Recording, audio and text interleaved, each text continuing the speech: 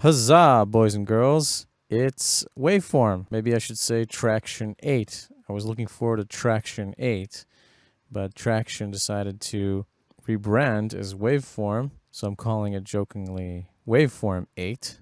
I guess I should maybe now change the channel name to Waveformist, not Tractionist.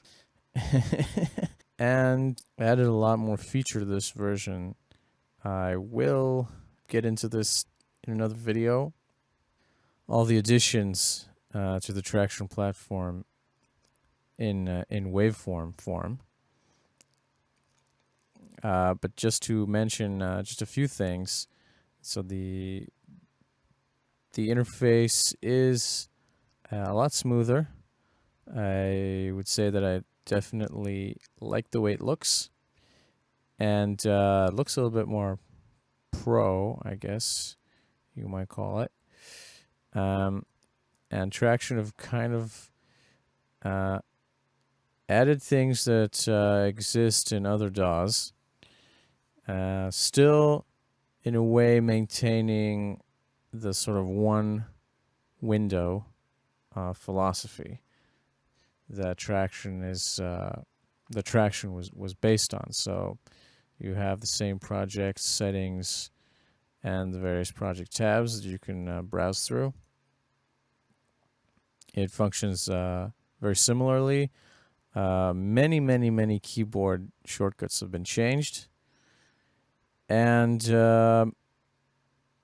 so there was a big rethink here, I think, of what Tracktion, how Tracktion looks and behaves.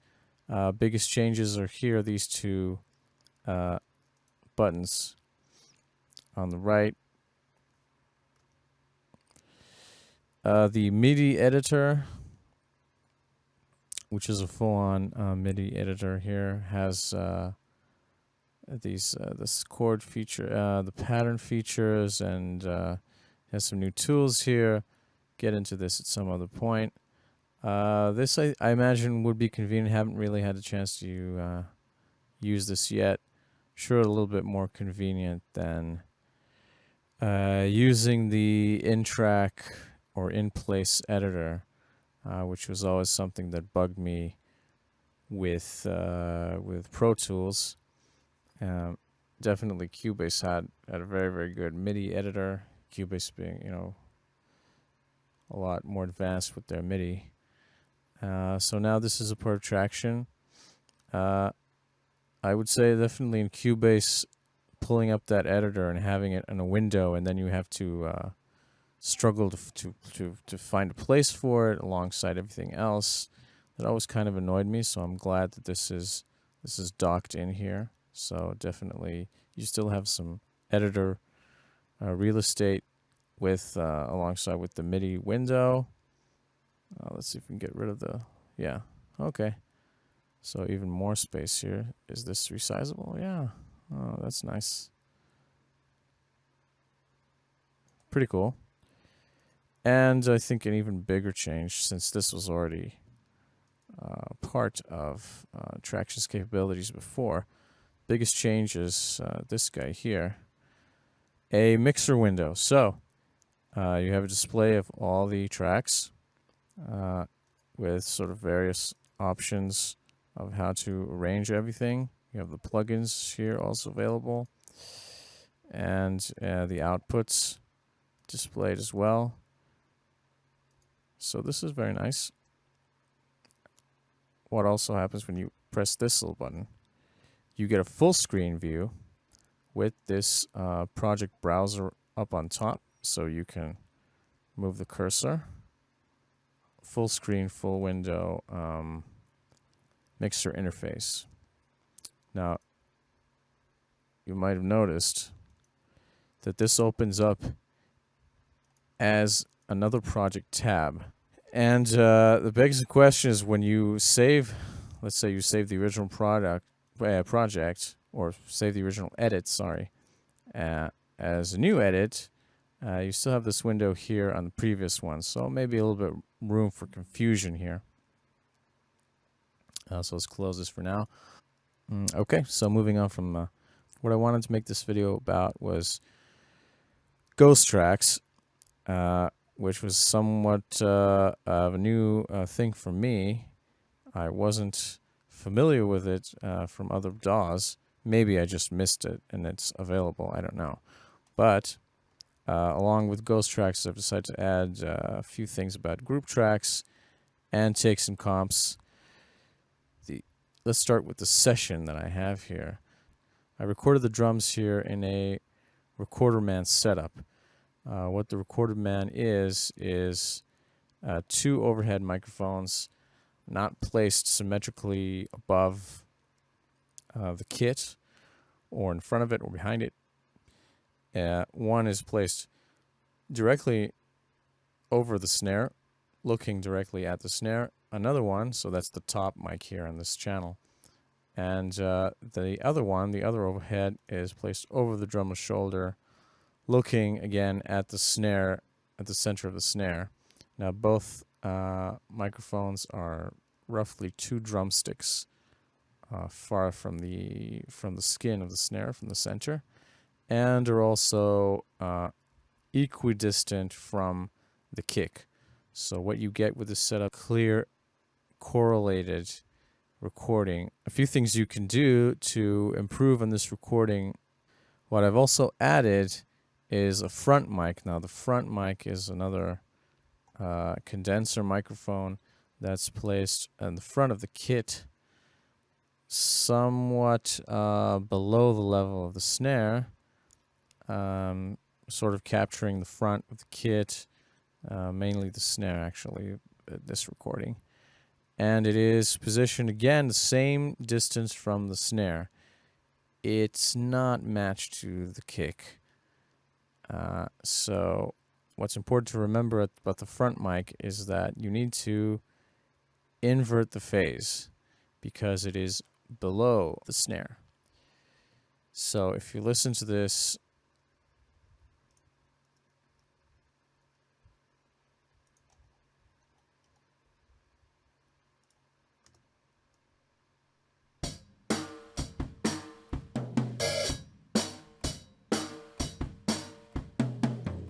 and now let's invert the phase of the front mic.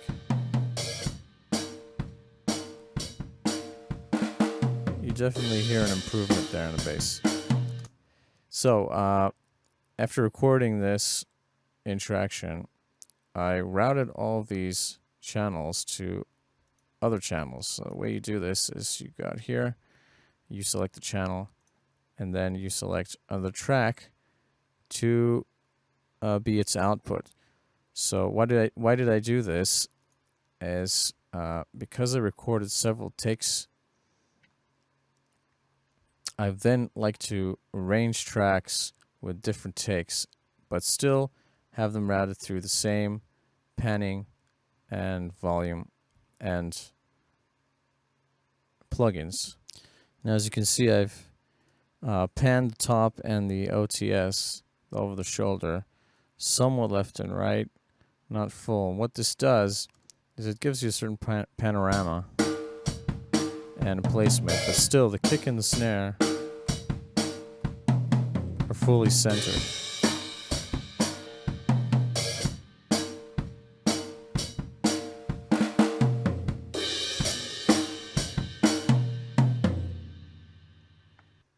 Microphones that I've put on the individual pieces of kit are at a different distance from top and over the shoulder microphones, so the sound reaches them at different times. So then they are somewhat out of phase with one another. So a cool way to do this in Tracktion and get these tracks aligned is to use the ghost track. So I select the channel and I select my kick as the ghost track. Now, originally when I tried to figure out what ghost track did, and I thought it had something to do with takes, because at the time I was trying to figure that out. When you're zoomed out from the channel, you won't see it. So you need to zoom in, and there you see here's the kick outline over here and down here, and you can see that they're not fully correlated. So I go to the beginning of the track, not in snap mode, and I just bring these in a little bit because we're talking about really milliseconds here. And since this is a stereo track, I'll select both so I can move both of these at the same time.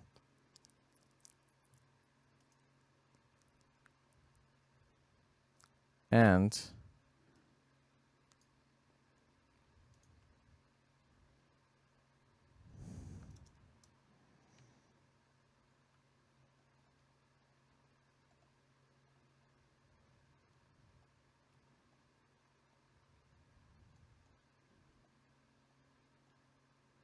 let's get rid of this, have more space here. Can really get a good look at this. And move these over here. And now these signals are correlated. Let's bring the cursor back a little bit and listen to it.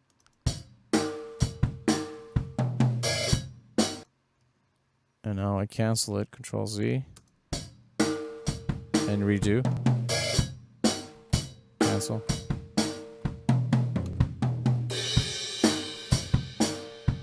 So now there's a lot more bass, and now you're hearing the drum as more closely to the way it sounds in real life. Now, having done this operation on 2 channels reminds me of the group channel issue.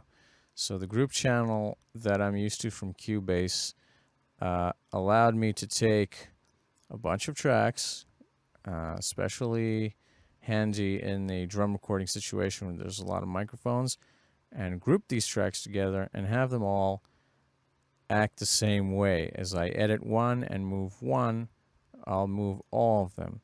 Now here in Tracktion, the group tracks feature actually doesn't have a shortcut. Let's just find this for a second. Should be editing. Group selected clips. Okay, so these shortcuts were not here as default in the program. I put these here, and so if I press Control Alt G, nothing happens. Okay, so this is not how Tracktion is meant to be used with group tracks. So it took me a little while to figure this out. But what they mean with group tracks is, for example, let's take this and put it here. I put this here. Control Alt G. And now I have basically glued these 2 tracks together. But they still behave in correlation. So I'm a little puzzled as what this might be good for.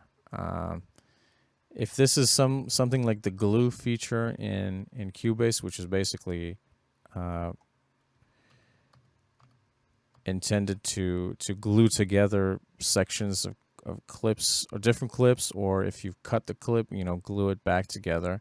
So with the glue feature, if you glue 2 clips together, they're like one in the same channel. They're like one clip. So why would I need it to? Whoops. Grouping one clip to itself isn't really very useful. Why would I need them to behave identically to one another? So I don't know if this is intentional, if this is goof, if this is if this is a feature that's just not finished because they didn't really assign a keyboard shortcut to it. I would love it if this would work like I'm used to in Cubase, where, see, I can group one clip to itself, but that doesn't really. So I thought maybe I need to select these separately, and then, but no, you have, says group one, group, and it says one clip, and then you go down here, it's group 1S. Yeah, it's a different group. They're all yeah, they're all grouped only to themselves and no other clips. So I would love it if this would work like in Cubase, where I can group different clips from different channels together so that I could edit drums. So that covers group clips. Sorry, not group tracks. Okay, so I've correlated the overheads with the kick mic. Another cool thing to do with the ghost track is the bass. I recorded some bass here. Now this recording actually is quite, in terms of bass and kick alignment, I think it's pretty good. But if we take kick as the ghost track, we can see, let's change the color of this track, color of this clip.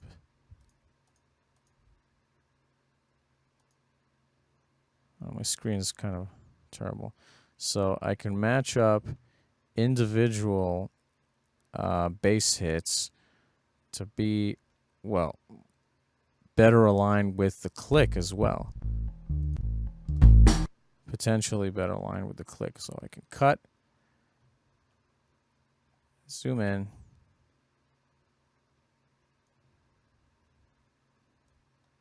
and move this to really match up with the kick.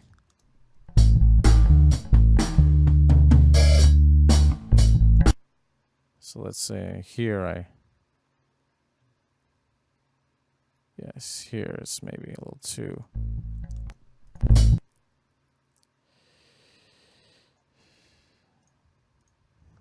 Cut, zoom in.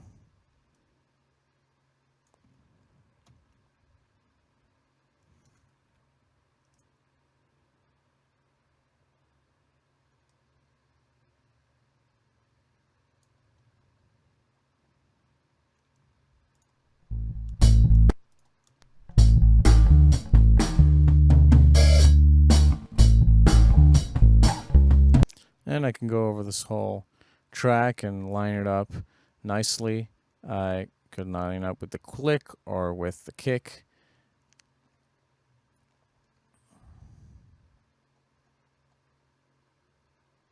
Which brings me to the subject of takes and selecting different takes. So actually quite like what they did with the takes in Tracktion on Waveform.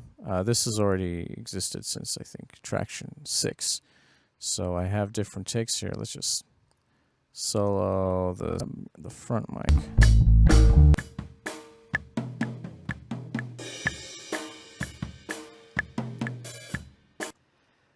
Okay, so we grab the front mic and I recorded this in loop, and recording it in loop automatically arranged these into takes. So I have the first take, it's on top. I can select different takes.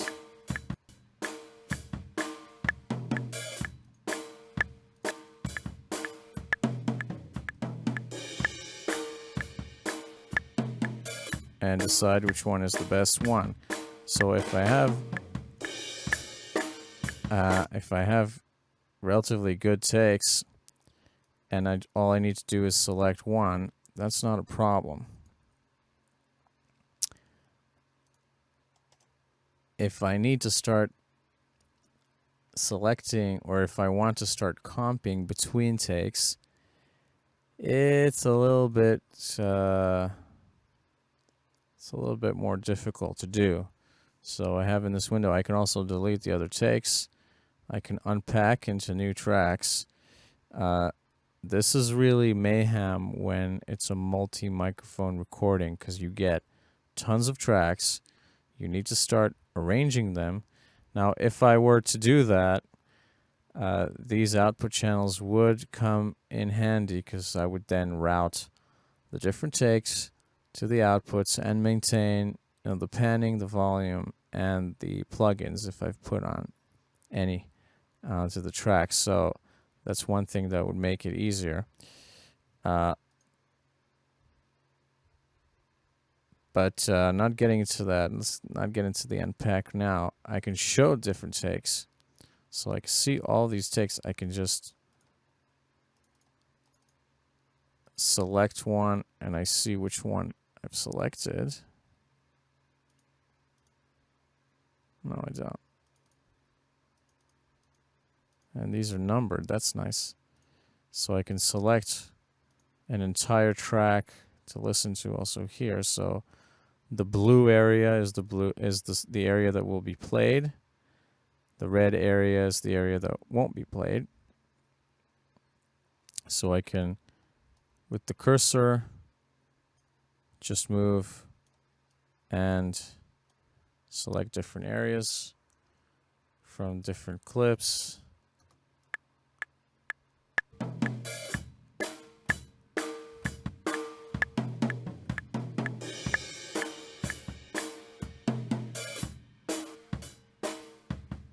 As you can hear, I just did this randomly, so it moves incoherently between the takes. What I like that is new in Waveform, they also, as soon as you do this, you have a comp number 1. So now if I change some things a little bit, and I play it. Oh yeah, and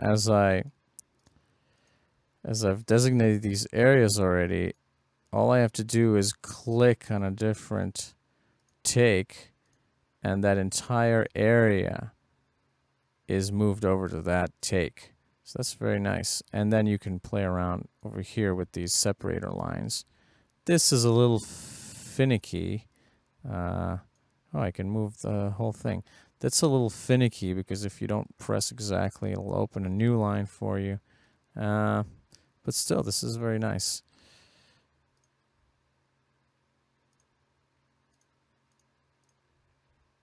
Okay, so yeah, I've reselected one of the takes entirely, but I can go back to the comp. So let's select it again, number 1. Let's do a different one.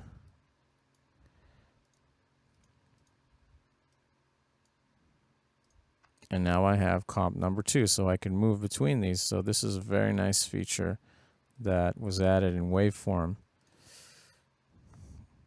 Tracktion 8. So I definitely like this. You can flatten the comp. That will basically bounce the selections to a new clip, and I can delete the source files. And as you can see, there's a severe warning here. Any form of other edits in this project, so we won't do this for now. And my issue with this whole thing, as I've said, is that it's very difficult to work with this with a multi-mic recording of drums. So unlike Cubase, where I can group entire track, I can group clips from different tracks together and edit them together, I don't really have a solution here for working for doing this. I don't think. Maybe I'm missing something here. I can unpack to new tracks. Then I have 5 tracks. This is take 1, 2, 3, 4. And this is the original 1, 2. Okay, so this is 1, 2, 3, 4. Hide the takes. But now I have to, if I could group these with, if I could take these and unpack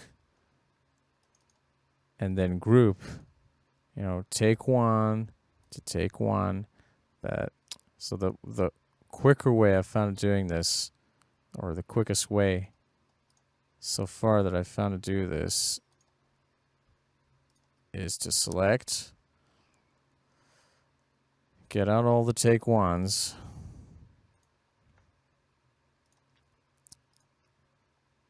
select all the take 1s,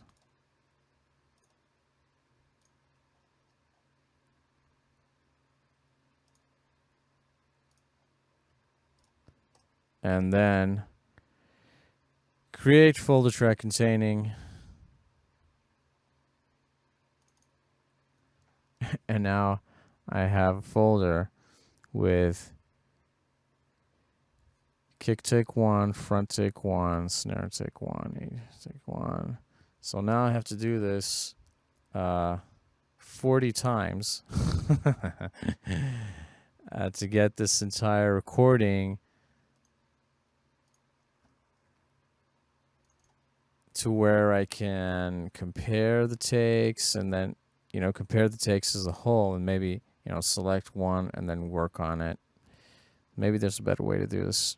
I don't know. Group tracks would help. You see, a lot of tracks are created by this, and it's a bit of a mess. So that's it for me. Stay tuned for more groovy things about Waveform or Tracktion 8. See you around.